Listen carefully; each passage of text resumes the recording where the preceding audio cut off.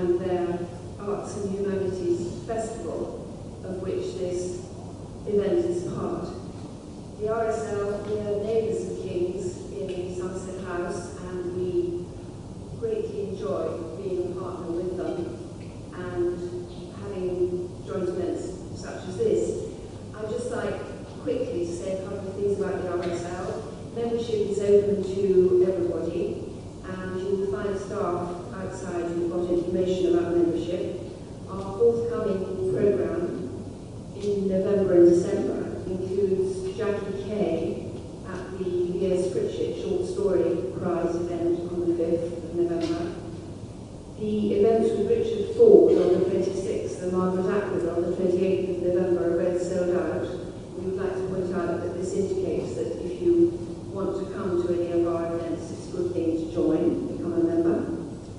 Orlando 5Gs is coming in December to talk about the largest known collection of correspondence from Laguna, and A.M. Wilson is going to talk on Dante on December the 10th.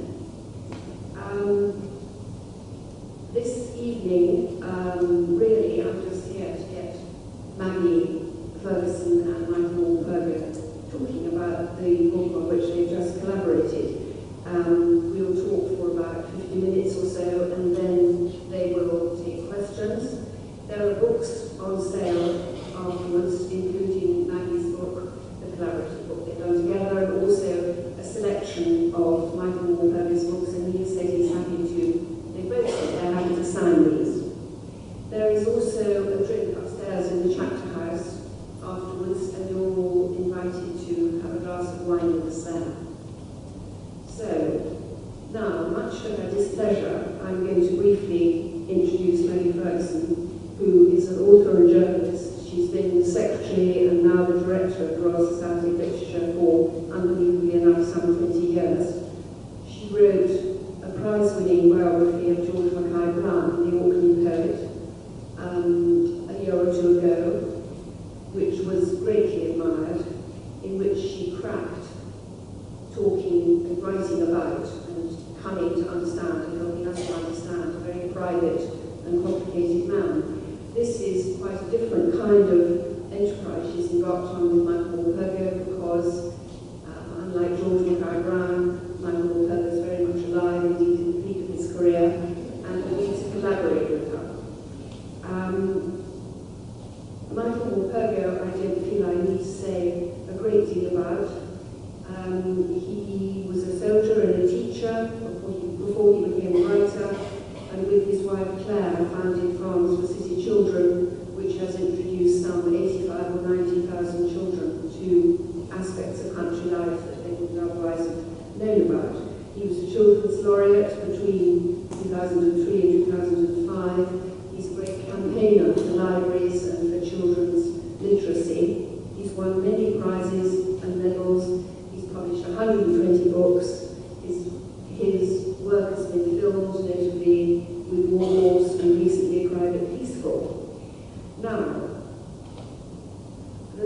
as I well know, because I'm a biographer, the way a biographer and a fiction writer approaches writing could not be more different. So I want to start off by asking both our speakers, maybe starting with Maggie, why such a difficult enterprise happened in the first place, how it came up, and were either or both of them aware of the risks of the enterprise they were taking on? Well, I think it happened because of the... Can everyone hear? No, I'm not worried about these microphones. Can you hear at the back? Yes. I think it happened through the RSL, actually. Isn't that right? Michael came to talk at the RSL just while he was writer in residence at the Savoy. How pushy is that? It was hard work. It was really hard work. Just after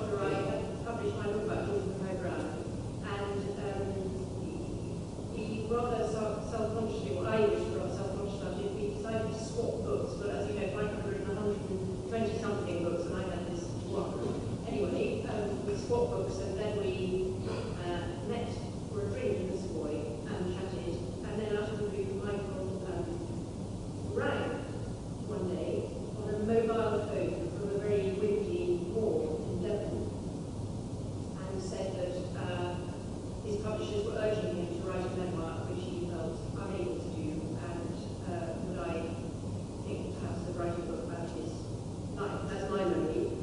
That may be a fictional version you can tell the truth. No, I think that's about it. Really. Yes, my publishers did want me to do a memoir, and it's sort of difficult, I think, for a fiction writer to do that. I know many fiction writers have done it, but I know if I had done it, I would have been unable to separate the one from the other, because I dwell on this cusp of fact and fiction all the time.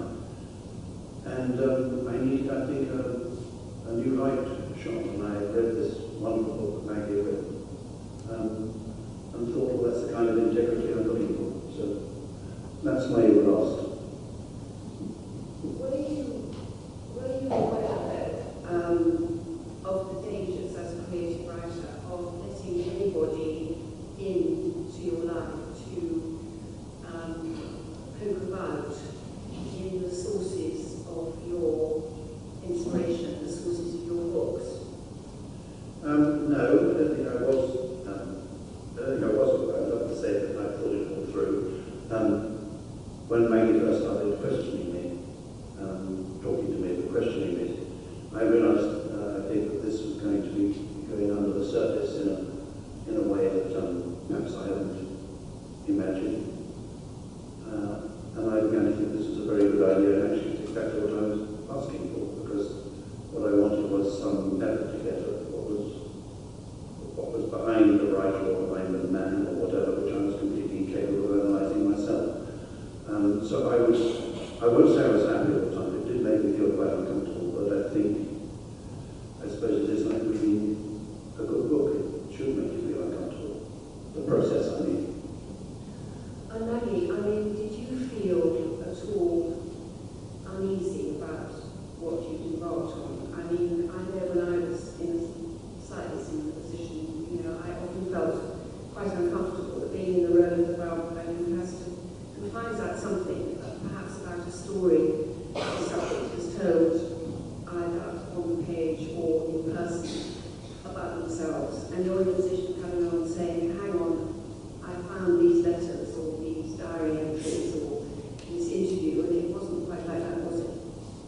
Well, I would say Michael was incredibly nice about being faced with things which he had told me, and I discovered weren't quite as he had told me. So I never dreaded arriving at his house and losing his temper because I had found something to be untrue. But it certainly did happen. Quite early on in our beginning to talk to each other, Michael told me this marvellous story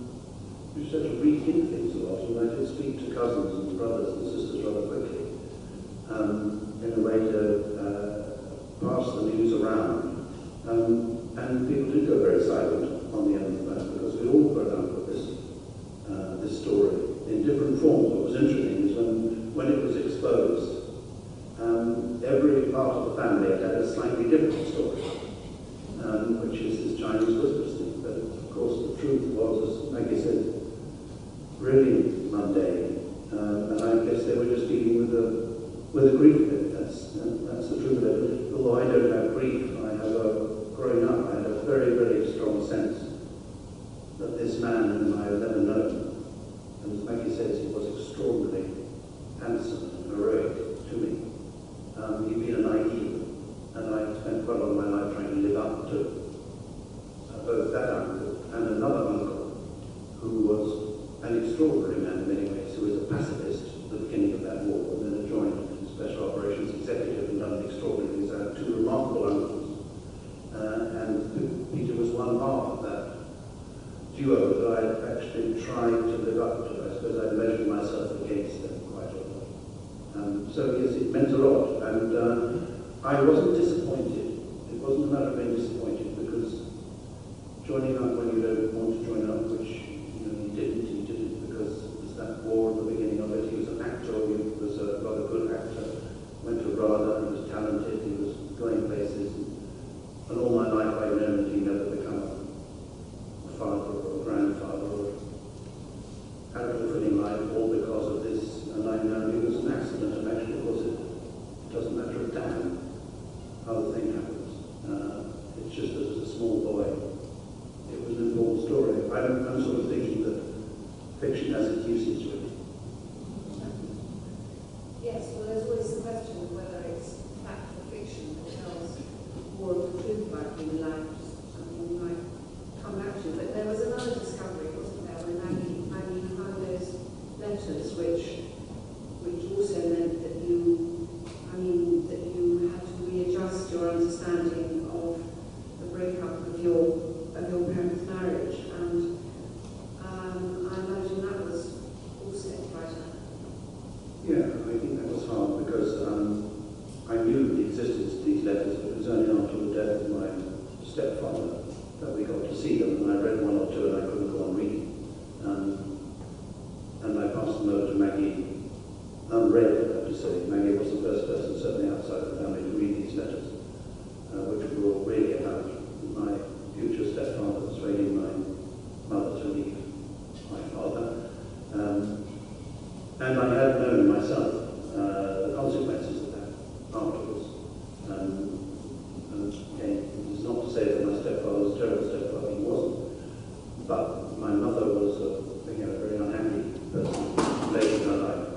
And this, I no doubt, has made a contribution to that, because the marriage that she had, the second marriage, was, it was tense, it was difficult, and she was balancing all the time these stepchildren and children, and I think finding it very, very difficult, because my stepfather was a great intellectual, he was an academic, he ran what was then the National Book League, he was a great bookman, he was an editor of Penguins, and I think made my mother feel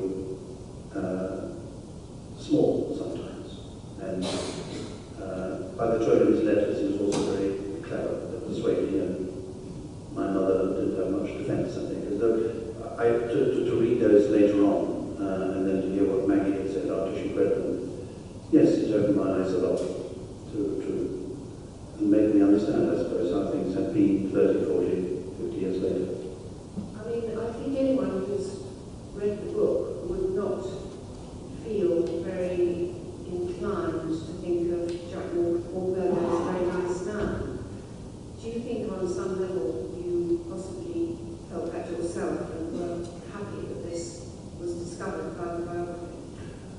No, not really. I mean, the conclusion I've come to, being nearly 70 myself, is that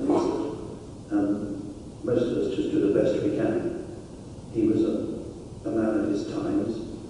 He'd grown up in a family where his mother died very young. He'd been very spoiled by his sisters and by everyone around him. He was the apple of everyone's eye. He was extraordinarily handsome, very talented academic. They went off to an extraordinary school, Bethel Christ Hospital, and became very much, he had a lot of ambition, I think, to be a literary success. And he was very driven. And then the war came along, and he had what's called a good war, and came back after the war and became this editor. He was a high flyer and expected other people around him to be high flyer. So I don't blame him. I just think that's how he was, and he did his best as a stepfather. So I don't have any bitterness or anger about it. I'm sure I have hurt about it, but that's life. I'd say another slightly different side of Jack has come out, for me anyway, just in the last few days, because I got this extraordinary email completely out of the blue at the RSL earlier this week from P.E. James's secretary, who's worked with this for years, saying that she read the book, and that clearly I probably didn't realise that she had been Jack Morpurgo's secretary also for years. Yes. And that she was surprised and unsettled to find that Michael and his siblings always felt that Jack wasn't maybe terribly proud of him or valued what they'd done, because her experience as his secretary was that he was constantly talking about his children, and he counted his stepchildren Michael and Peter as absolutely equal children with his two real children. He talked about them all the time and was incredibly proud of them. So this totally other picture came by chance just 2 days ago. So I think possibly now what I presented of Jack Morpurgo in the book is not altogether. Well, I'm not sure, Maggie. I think the truth is that Joyce knew him towards the end of his life when he was blind, and it was a wonderful help and support to him. And it was a time actually when the family had very much come together to support Jack because of he was alone because her mother had died. And I think we were all to some extent gathering around him, and we certainly didn't give him any grief. It wasn't like that. And so possibly when reading the book she would have been surprised at the tensions of a family growing up. I think you got it right. It's just that I don't think that particular part of Jack's last few years was something that he concentrated on.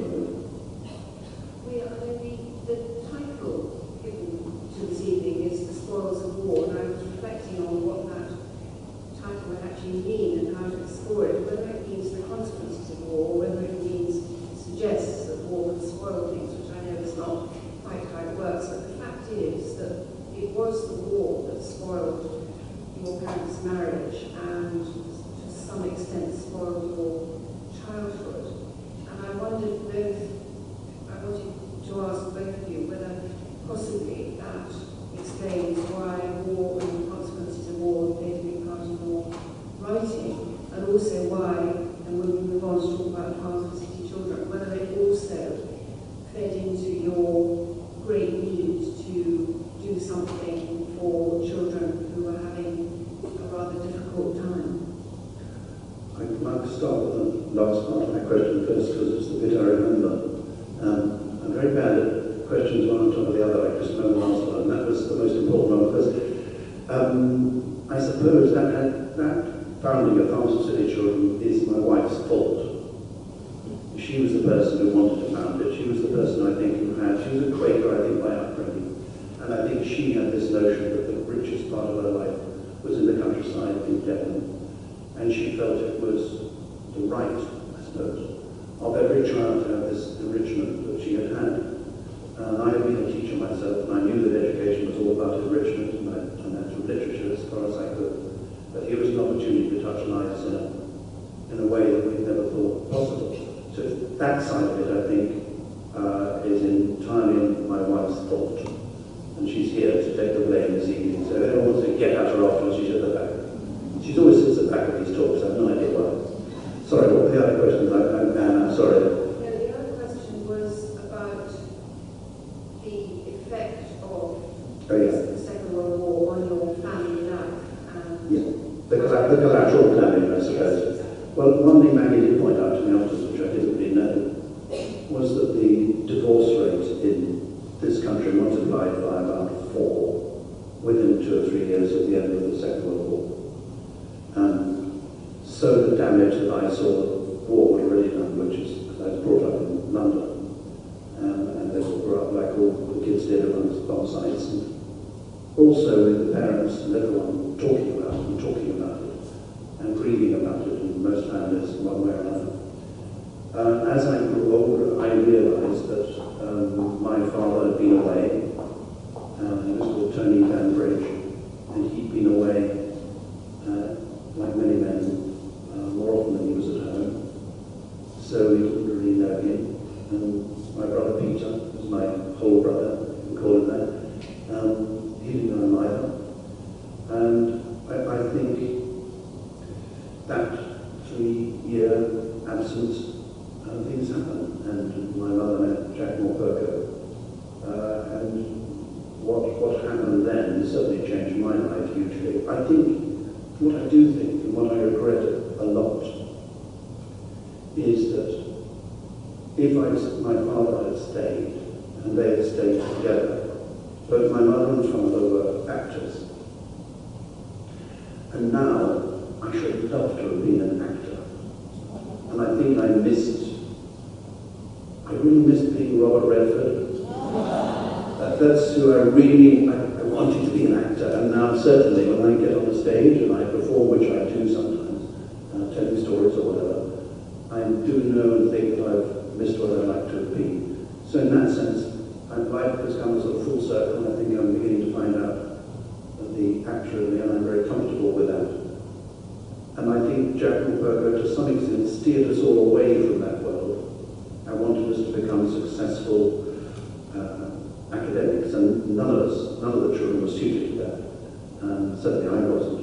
And it didn't work out the way he wanted at all. And he did show disappointment from time to time, that's for sure.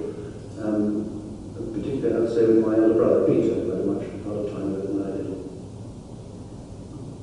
To talk a little bit more about Farms for City Children, I mean, Maggie, in your account of it, you do suggest that along with the extraordinary achievement of it, and obviously the marvellous experiences it gave to these children, there was occasionally a downside, both in terms of the strain, the hard work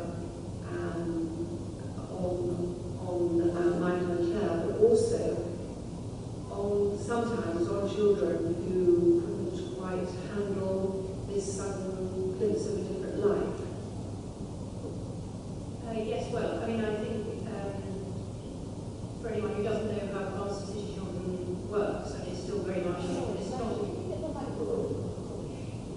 how it works, and it's very kind of thriving charity, and the children are still going down to its 3 farms every week.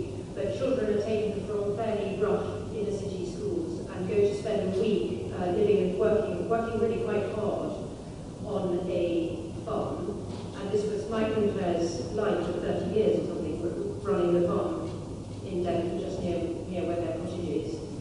And the idea is to give these children a glimpse of a sort of paradise that they will maybe never have seen before.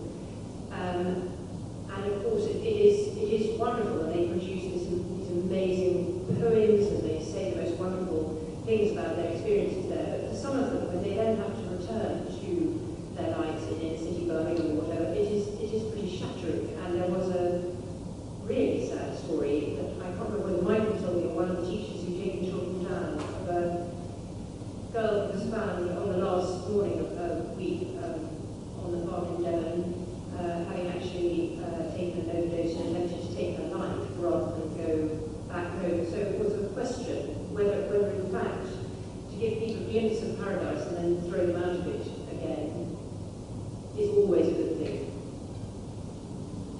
Well, it's a question, isn't it? But maybe that's so. With anything that's good in education, you have to show children what's there and hope that they can reach and fulfill themselves. But it is very, very difficult, and I'm certainly aware that was a dilemma. It didn't happen that often. Mostly, I have to say, what happens now is when I'm doing readings and things up and down the country, which I do quite a lot, and someone comes up to me with 2 or 3 children in tow and says, "I'm really glad to have met you again. Last time I saw you, you made me muck out a calf shed. And it was really smelly. Why did you do that to us?" So it's lovely, and they have the memories they have, by and large, are so important. Ted Hughes once said, and I think he was right about this, that a child coming down to an experience like this, you can't prove afterwards what the value is when he gets back, when she gets back. You can't sum it up, you can't, the clear thing you can say about it, but it becomes part of you. And he said you probably won't know whether it's been successful until that person's become a grandparent and is telling the story, passing it on to a grandchild. And then you'll know, and then you'll know. And he had, I think, great faith that this is because it had enriched him so much being a child in the countryside. It had made him the boy that he was. And I feel that very strongly, that glimpses for children are very, very important. Yes, they can cause difficulties and problems, but they're glimpses of something else, other possibilities. It doesn't have to be a week on a farm, it can be going to a concert, going to a theatre, reading a great book. They're so important because they can lead on. And actually, I have to say, in case, the stories the girls actually that are very typical, most of the stories were of people who loved it so much that, for example, while we were working on the book together, somebody wrote to Michael and Claire and said he was about to get married, and the happiest time in his whole life had been his week on the farms of City Children. Was there any chance of his coming back with his bride to spend their honeymoon there, which Michael and Claire made possible for story? In the calf shape, probably. Well, I would like to know how you managed to combine that work with writing the books. I think I would never have written books, I have to say, without that kind of an experience. I mean, the one fed the other, and they fed back and forth too, because I was in this unique position, really, of being able to watch children interact with animals, and animals interact with children, and the effect that they had upon each other. I was able to watch children under stress, because sometimes they were working in difficult conditions, when it was very hot or very cold. I watched their relationships, both with teachers and amongst themselves. I listened to them, so they fed my writing hugely. And the poor things were also on the receiving end of the writing too, because I got on Thursday nights and read them a story, and usually it was a work in progress, a chapter or something. And there's no better audience than children, because you know instantly whether or not this isn't working. They just go to sleep or yawn. And you're being very, very good at their time. But it is certainly, it was a wonderful help to me, and I don't think I could have really written much without the inspiration of seeing these children in front of me all those years. So they needed each other, as the truth. Yes. Well, I think that does come out quite strongly in Maggie's book. But I wondered, I'm always curious about writers' actual technique of getting down to work, not finding it all that easy myself. Could you tell us a little bit about how you, when you are writing a book, whether you get up early in the morning and do it, whether you have a special pen or any rituals, or you have to have 3 cups of coffee before lunchtime, or how does it work? I'm very unsystematic, very ill-disciplined. I love to say I have a shed in my garden, and I go down there regularly every morning at 8:45 and write 2,000 words before lunch. It doesn't work like that for me. I tend to, for many, many months on end, write absolutely nothing. I'm dreaming it up. The vast majority of my life as a writer is spent dreaming, and I tell children that too, to encourage them to become writers. Think of it. You could look out the window and no one tells you off. It's great. And it is great. It's the most wonderful thing, that making it up in your head, the dream time, as I like to call it. So that's the main part of it for me. And then, when I feel I have the landscape there, and the people, and the backstories of the people, and I know sort of where it's going, I try to write as if I'm not writing. I tell it down onto the page as fast as I possibly can, writing by hand. So I sit on a bed. I sit on a bed because Robert Louis Stevenson sat on a bed. I don't know if any of you have seen a picture of Robert Louis Stevenson in Samoa not long before he died. He was sitting on a bed propped up by pillows with his knees drawn up in front of him in a little exercise book, and he's scribbling away. And I remember seeing this photograph in the biography of Robert Louis Stevenson, thinking to myself, well, he can write Treasure Island like that. And I found it helped because I hate sitting at a desk. It reminds me of school. And writing like this, it hurts my shoulder, it hurts my head, it hurts my arm. And I remember Ted Hughes said at one point, because I was having difficulty with my shoulder writing and I'm moaning about it, he said, well, you should stand up, get an easel or lectern or something, stand up. So I got one, and I stood up and it hurt my feet. So I needed Robert Louis Stevenson, and so that's what I do. I sit there and I scribble and I scribble. And then I'm really lucky because once I scribble a chapter, I give it to Claire, my wife, who types it out on a word processor. And I'm not very good on word processors because I lost 5 chapters once and I didn't trust them. Anyway, she types it out, gives me a clean copy, and I think, well, that was something. And then I read it through and I correct it 4 or 5 times. And do another chapter and do another chapter. It's like that.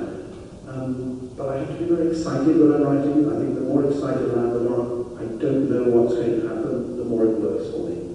Yes, and anyone studying Michael's manuscripts in years to come will be able to tell exactly when he got excited because his writing gets smaller and smaller. And how Claire disentangled it on her web page. She complains a lot, please.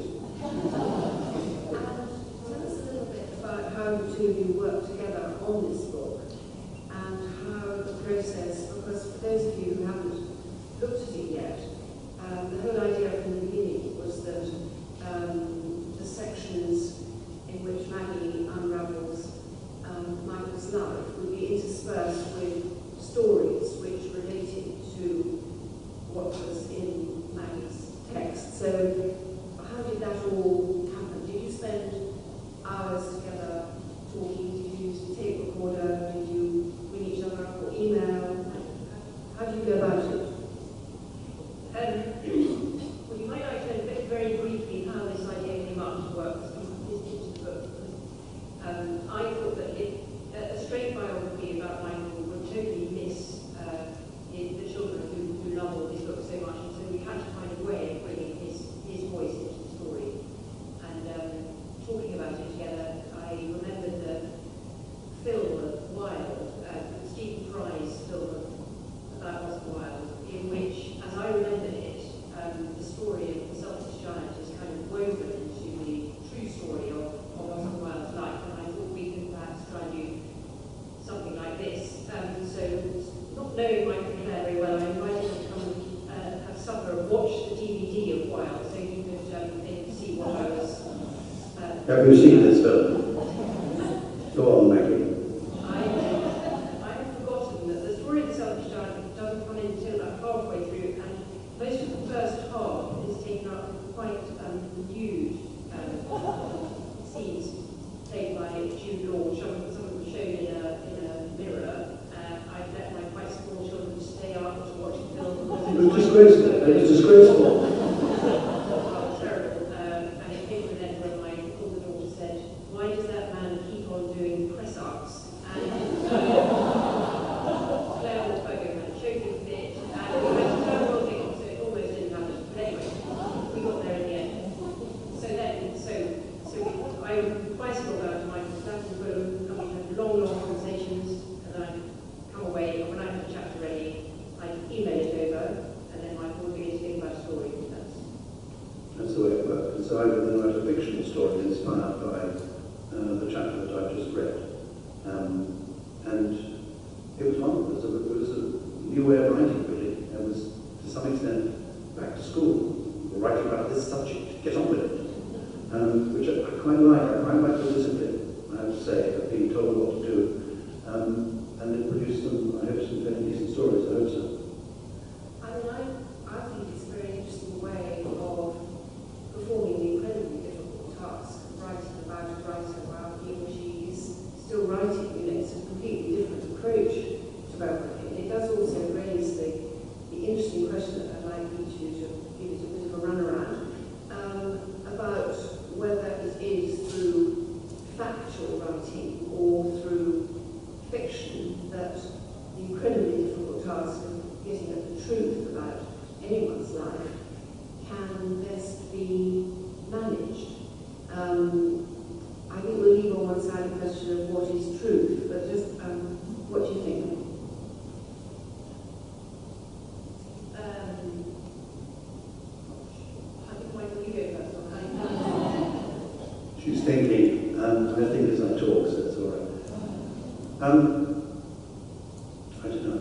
as such separate things. I mean, I think the truth that you find in fiction, certainly when I was writing these stories, I was aware of the fact that I was telling just as much truth as Maggie was, but I was simply telling it in a different way. I was trying to get out of the skin of the truth that I learned about myself in that chapter and tell a story which made it live for me, I suppose, and also helped me to remember. What was wonderful about reading these chapters was that, yes, the truth was there, but for instance, there was a whole chapter about my school days. I went to quite a monastic public school in Canterbury. Wonderful in many ways. It was wonderful architecture, amazing music, but it was a very strange world, the public school, growing up. And I'd forgotten so much about it until Maggie had written the truth about it. And then it made me remember the details of a choir practice in what we call the undercroft, a Norman crypt in Canterbury Cathedral. Extraordinary music that we sang. Pieces like Sped in Albion. And it was in this dimly lit undercroft, and then we walked back across these medieval cloisters back home to our houses. It seemed a whole other world, but I wouldn't have remembered it had Maggie not brought the truth to the surface. And from that truth, I wrote another kind of a truth, I suppose, which was a story about meeting the ghost of Thomas the Becket, which you don't do often. But actually, interestingly, joking apart, you could not live in that place and forget Becket. Becket was, I knew why I wrote it. He was a live person to everyone who went to that school. We all knew the place he'd been struck down, the stone at Martin's. We all knew where the knights had come in and done this. And we all knew the place that his grave, where his tomb had been. And it was in my head so much, but it needed awakening by the truth. So the truth can awaken, maybe, and fiction can explain. I don't know. And sometimes, I mean, perhaps you get closest to the truth sometimes when you're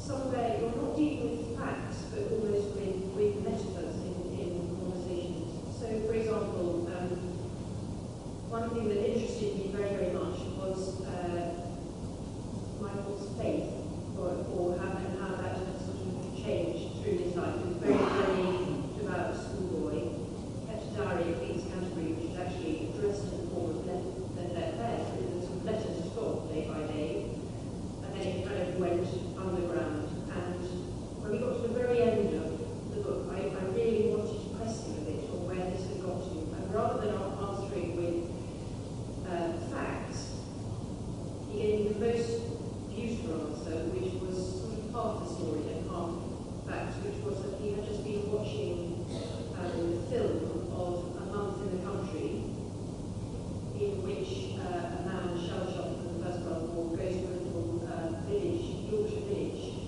to recover himself by spending the summer uncovering an ancient medieval mural which has been whitewashed over in this old church, in this little village in Yorkshire.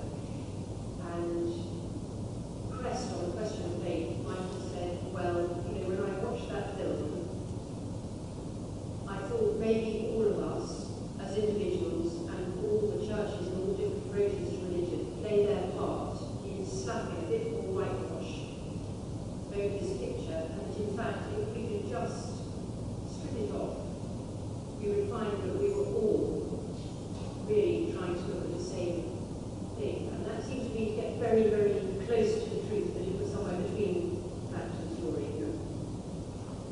Well, it's certainly clear from the stories in the book that this process that Michael went through with Maggie, which is not without risks for any creative artist, didn't stop you writing. I was wondering about your writing in the wake of the biography, and I believe one of your most recent books was directly influenced by. Usually do a try and dress it in the front here, but don't worry about it. I hope it doesn't catch on, that's all. Yes, I mean that's what's been wonderful about the biography, is that it set me thinking afterwards about the secrets of families and the unravelling of these, and how some secrets are never unravelled. And in my family you've heard already about my Uncle Peter, But my father had been a kind of a hidden father. He'd been airbrushed out because at the time, just post-war, divorce in middle-class English families was, as you know, quite shameful and not spoken about. And I'd been given my stepfather's name. My real name is Bridge. Jack gave me his name. And the family was brought up as one unified family, and anyone who came to the house, this was how we were. We were the Morpurgo family, and no one knew that there had been this divorce, except, of course, my brother Peter and myself. We knew. So it was sort of our secret, and we knew not to ask our mother because it upset her. We certainly knew not to talk about it in front of stepfather because we knew he'd be, if not angry, certainly he would resent it, so we just kept quiet. And this first father was airbrushed out. So the whole question of family secrets, which Maggie had touched upon with these letters, the discovery of the letters of my mother and stepfather, seemed to me to be something I could explore in a novel. And then an amazing thing happened which confirmed it. My wife Claire's had an auntie who died last year, aged 94, I think. And the remarkable thing was that this auntie had been a spinster all her life, but adored, absolutely adored, Claire's father, who was a publisher called Alan Lane, who was also rather handsome. He looked a bit like Rupert Brooke on a good day.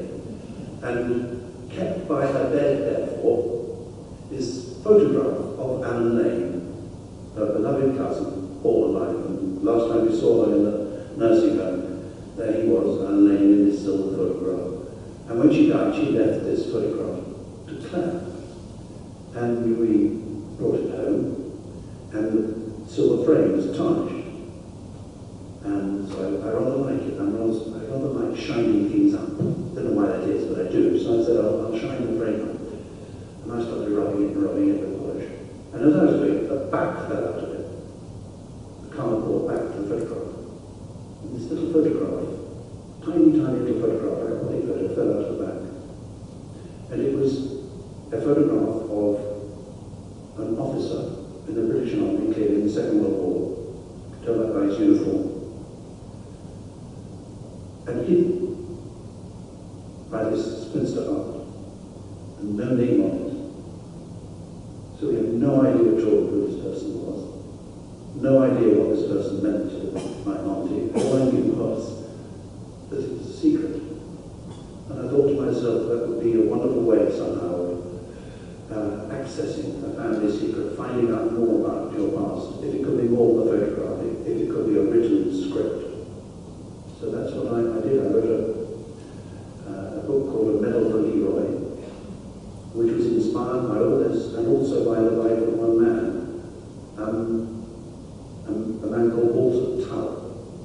Some of you may have heard of him. He was the first black officer ever to serve in the British Army. He was killed in 1918. And there's an extraordinary thing about this man. He grew up in an orphanage in London. And was an amazing footballer. He was one of the first 3 black footballers to play at the top level in English football, played for Spurs, was racially abused off the field at Bristol Rovers at some particular point, played for Northampton Town as an extraordinary athlete, and then joined up in the footballers' battalion at the beginning of the First World War. And had the most extraordinary effect on the men around him. He was very charismatic and hugely courageous, and was promoted very, very quickly. He was a sergeant. And then, and no one knows quite how it happened, it's another secret which I like. Somehow he got promoted Lieutenant Walter Tull. You were not supposed to be an officer in black. It was only for European pink people like me to be an officer. So clearly the person who promoted him didn't know he was black. Just before he died, he'd been recommended for the Military Cross, which he never got. And then in 1990 I discovered that the Imperial War Museum wanted to put up a statue to him. And it was turned down by the local council.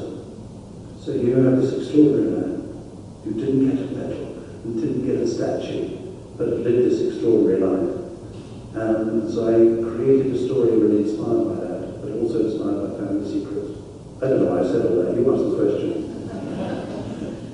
Well, I think at this point we might bring in some questions. So if you'd like to put your hand up and speak your question clearly and keep it fairly short, perhaps. Do you have a mic? Please, yes. There's a roving mic at the back. Has anyone got a question? Otherwise, we'll just go rounding on for a bit. We don't have enough children here. For children here, they'd be on their feet. I see some children in the front row. Yes. Your question. Oh, question there.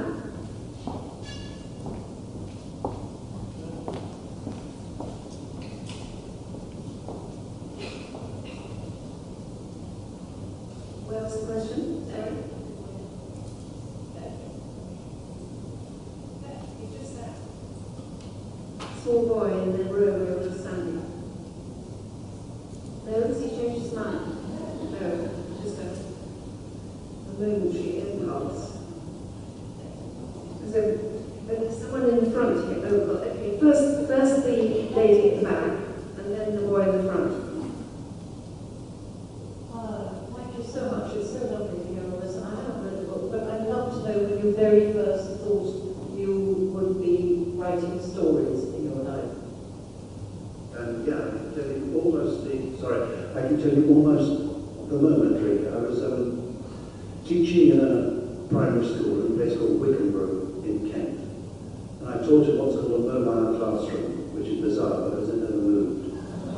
But I taught in this place, which is fiendishly hot in summer and freezing in winter, and I taught year sixes. Are there any teachers in the audience here? Okay. But anyone who taught year sixes will know that the worst time of day with year sixes is between 3 and half past. Because they simply don't want to be there. And the problem was that I didn't want to be there much either. And I had this wonderful head teacher. I wish Mr. Goey was in the room. Because she made us all read stories to our children for the last half hour of every single day. And I remember reading story after story after story to my class. And if the story was good, I could see that they really loved listening to it. And one day, I got up there, 3 o'clock, and I started a new book. I won't tell you what the book was, but it didn't work. Because after about, 10 minutes, I could see them all looking out the window, picking their noses, clearly not enjoying it at all. So I read a bit more, tried to make it more interesting. And it woke some of them up, but pretty soon they were looking out the window again. It simply wasn't working. So I went home and I said to my wife, what am I going to do? I'm just beginning a book. And she said, well, whatever you do, she's also a teacher, she said, don't go on with it if it's a bore. One thing you mustn't do as a teacher, she said, lecturing me, is bore children. So she said, why don't you make up a story of your own? Go in there tomorrow and tell them the story. I said, they're year sixes, they'll eat me alive. She said something like, are you a coward? I said, yes. But I did lie awake at night, that isn't difficult because I didn't sleep over, and I tried to work up some sort of story during the night. And I did, 3 o'clock, say to them, my year sixes, look, you didn't like that book yesterday, and this is typical year six. I've made this decision, and I've stayed up all night making up a story. And I say to them, you didn't like the story yesterday, did you? We did, sir. So I just went on, I said, I'm telling you the story. And I stood up, and I told them the story that I made up. And it didn't work itself, but there were 5 or 10 minutes when I could see it was wobbly and it wasn't working. And then I think it's because I meant it, maybe because I was desperate. They began to listen. And the more they listened, the more encouraged I became to lose myself in the story, to become the people in the story. And the more I did that, the more they seemed to focus hugely on what I was saying. And it was the best moment of my teaching life. I got to 3:30 in the afternoon and the school bell went. And there was this wonderful sound. School bell went and they went, oh, sir! And I thought, yes! This is just the best moment of my teaching life. And I thought, I can do this. I can tell stories. I tell you what, I do remember when I was a little boy. Says, is he still up there, the little boy? I mean, isn't he sweet? Anyway, this little boy, when he was away at prep school, he was coming back on a train one day. When I first knew I could tell a story, but I didn't use it till later. I was sitting on a train coming back from East Grinstead, where I was at school, and I remember vividly because it was the first time I fooled people with a story. We were coming back, and we were all talking about holidays, which we did holes. One was going to France, and one to Spain, and I wasn't going anywhere. So I said, I had no idea why I said it, I looked at my Timex watch, which I was very proud of, and said, well, I do hope the train is going to be on time, because the Queen's coming for tea at 5 o'clock. And it was wonderful, because every face in that carriage turned and went, it's just the best feeling. And I think I knew that again in that classroom, loved it so much, and I went on telling stories. And then another teacher encouraged me to write one down. And I sent it off to a publisher called Macmillan, who wrote me the best letter I think I've ever had. Dear Mr. Morpurgo, we liked your story, we'd like you to write 5 more, and we will pay you £75. And I thought, eat your heart out, Roald Dahl. We have a question in the front here. You had your hand up before. Don't look like that. You had your hand up before. Yes. I wanted to know what gave you the idea to write Shadow. Like, what were you thinking before you wrote it? Okay. Here's the problem. I'll tell you, but no one else in the room knows what you're talking about because they haven't read the book. Have you read it, presumably? Yeah, you're just much more literate than anyone else around you, that's all. For those of you who haven't read it, this is a book about, essentially it looks like it's about a dog. Actually it isn't. It's about Afghan refugees, and it's about the war in Afghanistan. And it's about loss, it's about grief. And there's a dog sort of at the heart of it. I'll tell you exactly why I wrote it. I read a story in the newspaper. I get a lot of stories in the newspapers.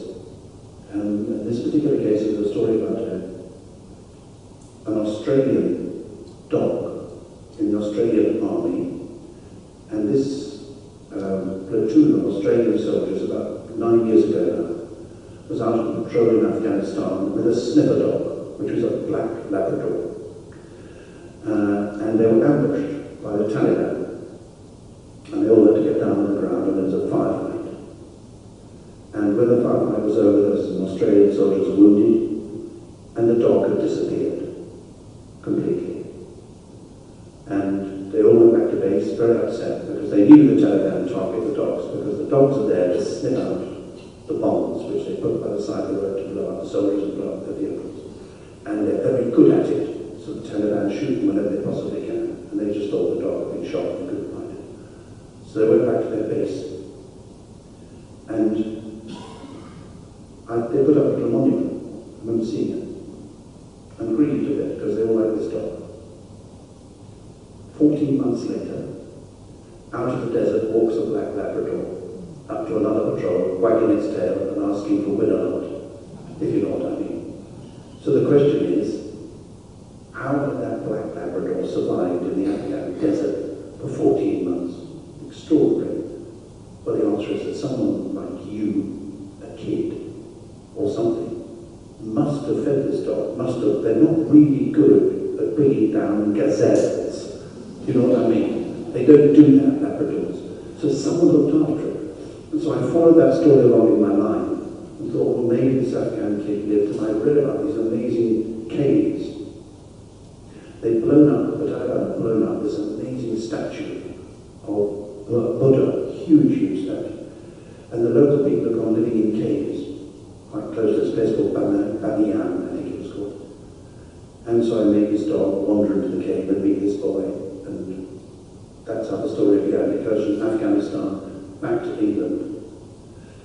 And the other reason, I suppose, the story is important to me, is that I have discovered that in this country, until quite recently, when there were refugees who'd come here, asylum seekers, and they were in the process of being sent back to their country.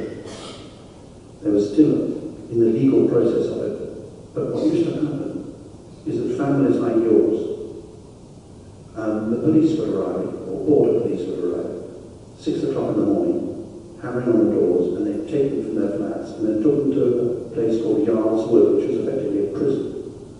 So I learned that in this country there were children put in prison who committed no crime except that their parents had brought them over here. And some of these kids had been here 6 years. They were in schools, they were just regular people. And they found themselves locked up with no place to go, separated from all their friends, and vowed to be sent back to a place where they knew there was threat. So I thought the story was worth writing. That's why I wrote Shadow. Can I answer your question? You pay me later. I'm glad you do. Thank you. Good.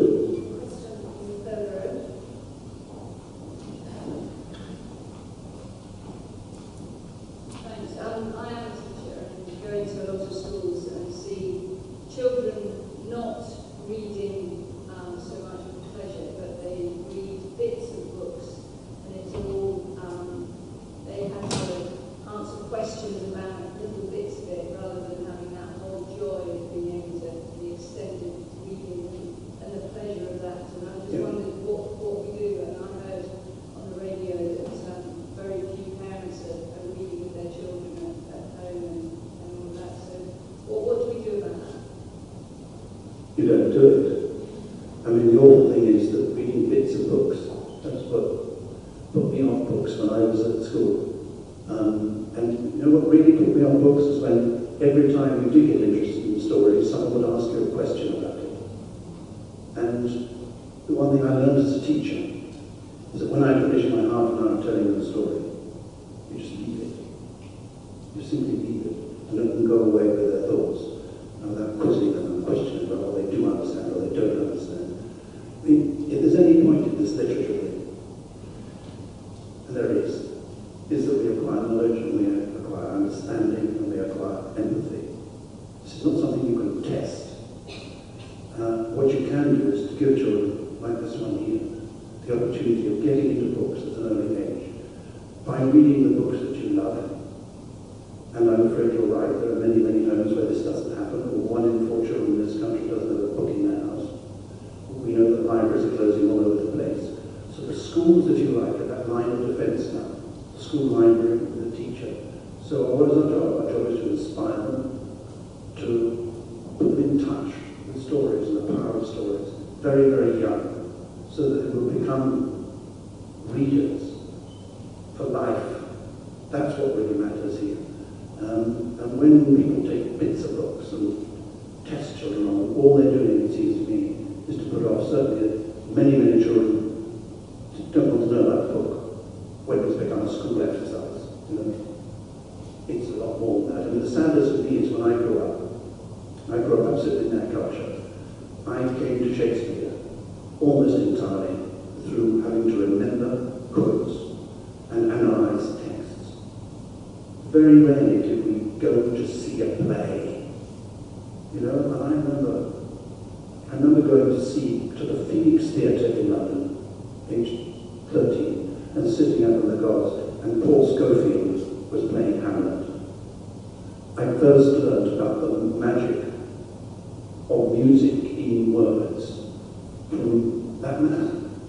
It's that connection and that contact that makes the difference, really.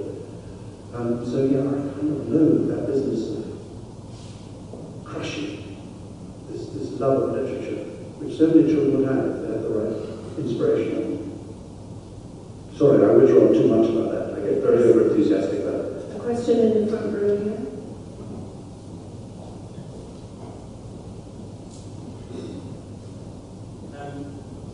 Bearing in mind the words to your left of metamorphosis, transformation, and conversations, how would you say at the end of your long career as a writing, not at the end, but at this end of your... I'm glad you said that. I was getting slightly worried about that bad.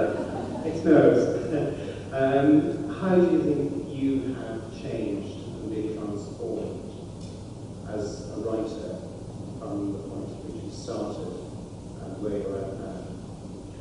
I think it's gone in line with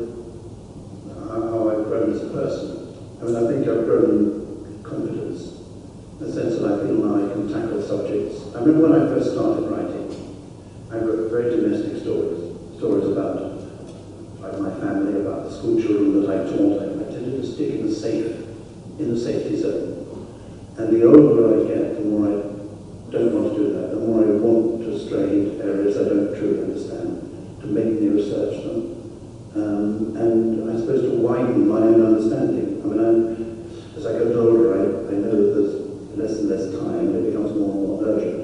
Something, that story which was talked about a moment ago, like Shadow, or the one I've just written, really inspired by Watertower, is moving me all the time in directions I haven't been before. Sometimes I go into the same landscape, perhaps the First World War. War very often, and there's sort of good reasons for that, but I try to go deeper if I possibly can. I don't know if I've succeeded. But I think I haven't learned wisdom as I've grown older, but I have learned that taking risk is a good idea. I think we can have 2 more questions. There's a lady in the third row here.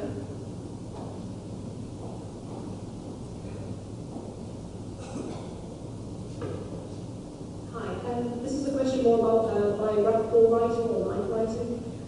Would you say, as a biographer, I mean, obviously there are some biographers who write on non-living subjects, would you say as a biographer it is always beneficial to know your subject personally, or does that bring about problems for you in any way?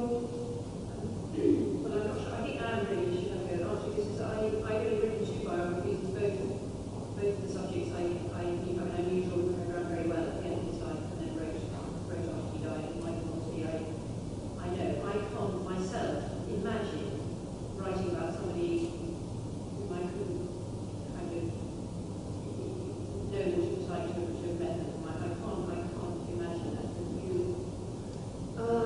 Yes, I did one biography of a living writer, a writer for children's books actually called Room of Bottom, which I hugely enjoyed for all kinds of reasons, but which was so difficult that I found I'd never do such a thing again.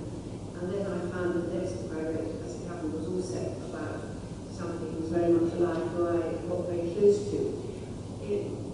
I, like Maggie, feel it's important to be able to get quite close to your subject. But I've written 2 or 3 biographies before that, in which I was able to mix research into archives with interviews with people who had known the subject very well, i.e. someone recently enough dead so that it wasn't a long, long way in the past. I think it's a matter of temperament in a way, and experience, and I hugely admire writers who can bring the long dead past to life, whether it's through fact or through fiction. But it can also bring you problems. Is there one more question? Oh, let's have 2 more. There's a boy in the front and a girl halfway back.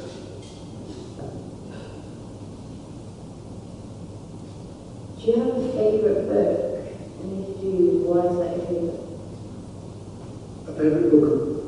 Someone else's rubbish or mine? What are we talking about here? My rubbish. It's pretty hard. Have you written stories of your own already? Okay, well when you do, I'll tell you what it is like. It's like, how should I put this tactfully? It's like having a child, and you've given birth to the story. No one else made it before you, you've given birth to it. Okay, so you're pleased with it. Don't care if it's no good, you're pleased with it because you made it. And so I've done about 125 of these little children's stories, and I love them all. I know they're not all brilliant, but I love them all. But if you were to ask me to choose, I would say there were 2. I'll tell you one because my wife is here, and if I don't say it, she'll be cross because it's her favourite, and that's Wars. She was the first person who said the book was any good, and most people didn't. She's always loved it, but I think probably, to be honest, that's because she loves horses, not literature. But I think she loves both, actually, on a good day. I I don't know, maybe Private Peaceful. Have you read Private Peaceful? You have. Well, I think it's the most intense book that I've written. I don't know if it's the most powerful, but it's the one in which I was most involved when I was writing it. So maybe Private Peaceful. But then maybe not. I tell you what it may be, actually. And I should say this because it's the first book I've ever written with my wife, Claire. We put our heads together and our hearts together and wrote this book, which is called Where My Willies Take Me, which is a story about a girl aged about 7 or 8 who goes for a walk in the countryside. That's her. And it's a magical story which changes her life. I rewrote the story because I'm a fiction writer, so I rewrote her story. And in between we wove poems, the poems that we've loved together and separately, then as children and now as not children. And so we made a kind of a poetry anthology. And it's been amazingly illustrated by a friend of ours, and wonderfully illustrated. And we're really proud of it. It's like one of our best babies. Okay? Now, the last question was after the back on the right.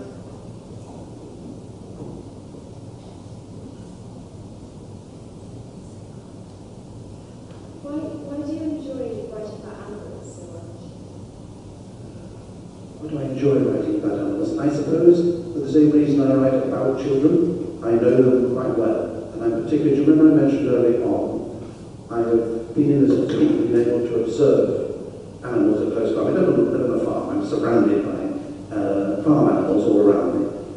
But I'm also live in the middle of the countryside, so I'm very connected to the wildlife around me as well. So I go down to the river Torridge and I'll see sea trout and salmon jumping, I'll see herons lifting on, and there are swallows and larks, and all that world is very, very close to me, not simply from poetry, but because I see it every day and love it.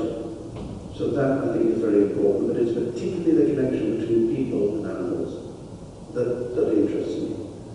And there have been so many little incidents in my life where I've seen the effect of it. I'll just tell you one to illustrate it.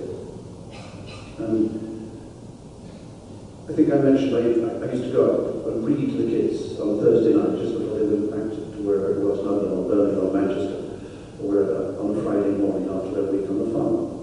And I remember one November night going into the yard. There's a stable yard behind this big Victorian house where they all come to live for a week.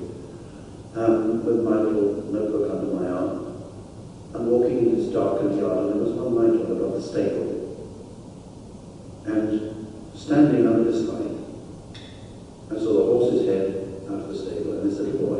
And I recognised the boy immediately. He was a boy called Billy. Actually, he wasn't called Billy, but I'm calling him Billy because I can't give you his real name. And he came from a school in Birmingham. This school had been there all week. And I knew about Billy. Billy had a problem. He was a desperately anxious child, a very sad child. He'd been a foster child many, many, many times. And he had a major problem with his speech. And the report had come from his previous school that he doesn't speak. And in this school he'd been there for 2 years and he'd never spoken a word. And if anyone tried to make him speak, answer something, he would run off. We've done the runner from school many, many times. The teachers have told me, whatever you do, Michael, don't ask him a question and expect an answer. Actually, don't ask him because it'll frighten him. So I stepped back from Billy all week and I just watched him. And he was wonderful with the animals. He had a real instinct. He had no fear. So he was always the first person to put his hand in under the hen to pick up the eggs, and the first person to stick a bottle in a calf's mouth. He just loved the animals. Never said a word to them, and he hadn't said a word to the children. That's how it had been all week. And I'm walking into the yard, and I see Billy standing there, and he's talking. He's talking 19 to a dozen about everything that had happened that day on the farm and what he'd done. And our horse, Iggy, is standing there. And I thought, well, the teachers have got to see this. So I ran down through the vegetable garden, the walled vegetable garden behind the house, and ran in, and I fetched them out. I said, you've got to come and see this. And we stood there in the darkness where Billy couldn't see us and listened to him. And it was really moving. It was extraordinarily moving to hear this boy talking completely freely. His tongue was loosened completely. It was a bit like a miracle witnessing it. And of course I knew why. We all know why. He was talking to a fellow sentient creature who wasn't judging him, who was not going to could speak his feelings. But then I noticed something which was even more important to me, and that was that the horse was listening. I don't mean understanding, I mean listening. And knew somehow that the important thing was to stand there and be there. And you could see her ears doing all sorts of stuff and her neck muscles. And she was loving it. She was loving the moment of connection between you. And it's moments like that I've been able to observe right the way through my writing life, which I think has meant that I've included animals a lot in the stories that I've written. And I've even made animals tell stories quite a lot. Wars is in Wars, a horse tells the story. Very intelligent horse. We will wind up this extraordinarily interesting conversation with two writers, but I was told shortly before the evening began that sometimes Michael could be prevailed upon to end these evenings with a song. So I thought, since as we've all seen, he is a natural performer, I thought it would be a very nice idea to have him perform a song. Will you take that child out? I tell you what I like. With the people in red at the back, go and stand in front of the door so that no one can get out. Particularly this child. Horrible child. What's your name? See you afterwards.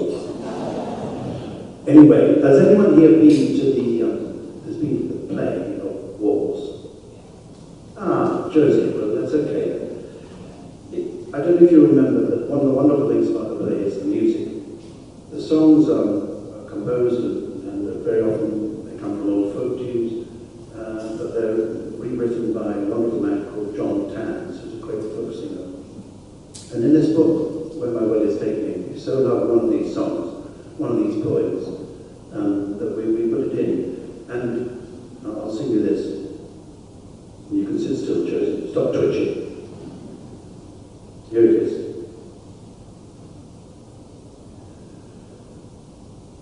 Cruel winter cuts through like the reaper, the old year lies withered and slain, and like barley corn who rose from the grave, a new year will rise up again, and the snow falls, the wind calls, the year turns round again, and like barley corn who rose from the grave, a new year will rise up again.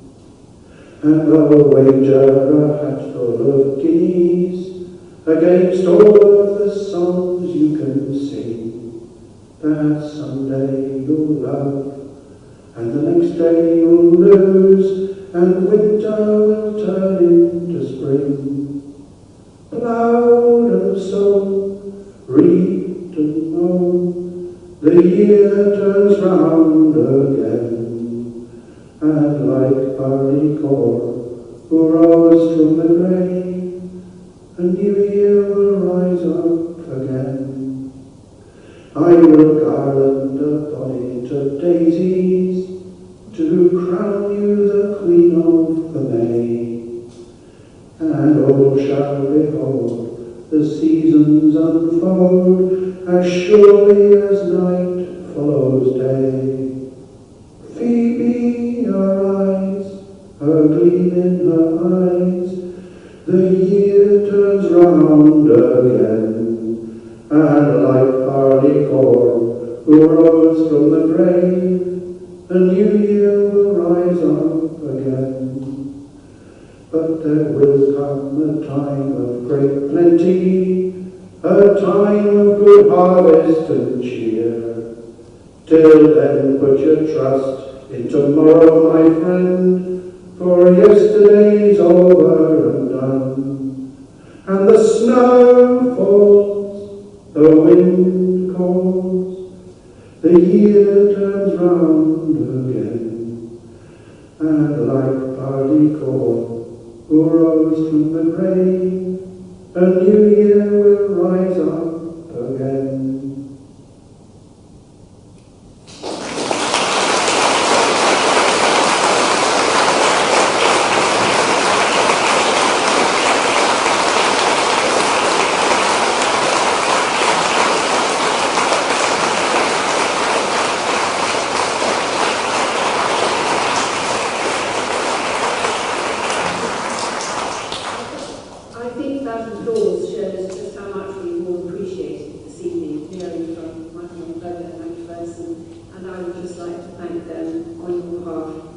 much indeed.